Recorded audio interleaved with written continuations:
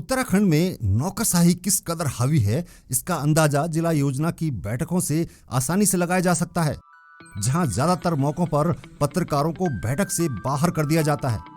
इसके बावजूद भी कुछ जिलों से जो तस्वीरें सामने आ रही हैं वो चौंकाने वाली हैं। ऐसा लगता है कि उत्तराखंड में मंत्री सिर्फ अपनी विधानसभा तक ही सीमित हो गए हैं, जबकि विधायकों की तो उनकी सरकार में ही नहीं सुनी जा रही है।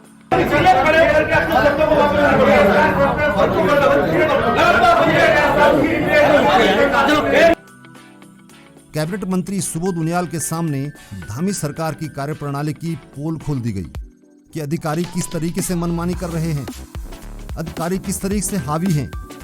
जनप्रतिनिधियों ने यह बात सार्वजनिक रूप से बता दिया, अधिकारियों पर गंभीर आरोप लगाए। सीधे सीधे ये सवाल सरकार पर ही उठता है कि सरकार नौकरशाही को कंट्रोल करने में अभी भी नाकामयाब साबित हो रही है।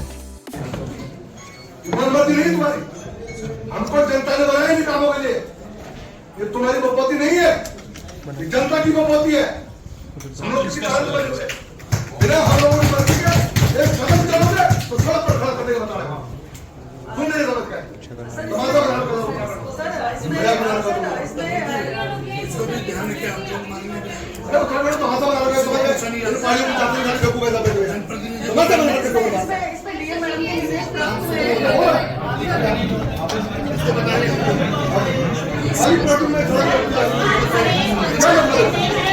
देहरादून धर्मपुर सीट से विधायक विनोद चमोली ने अधिकारियों को सड़क पर खड़ा करने की धमकी दे डाली।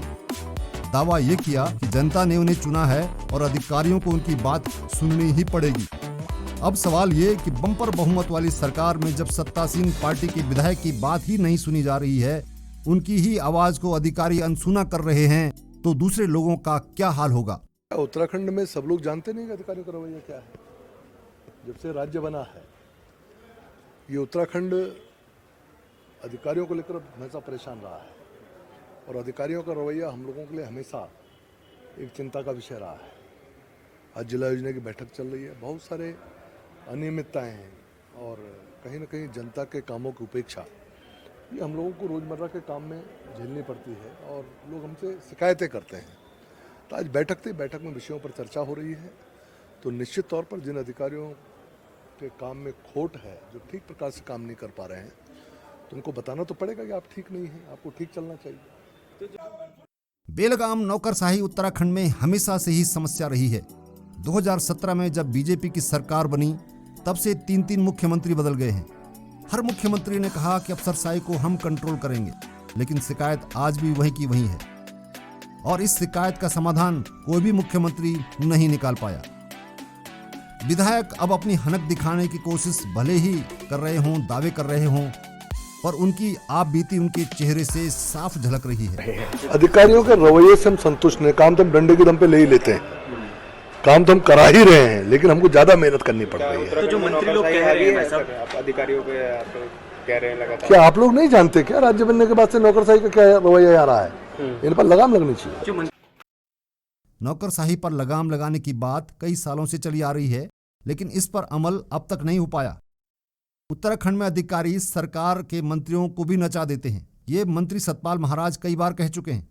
और इन परिस्थितियों में चुनौती यही है कि जब सरकार दावे बड़े बड़े करती है, लेकिन नौकरशाही के साथ कोई तालमेल नहीं, काम नहीं हो पा रहा है, तो फिर विकास आगे कैसे बढ़ेगा?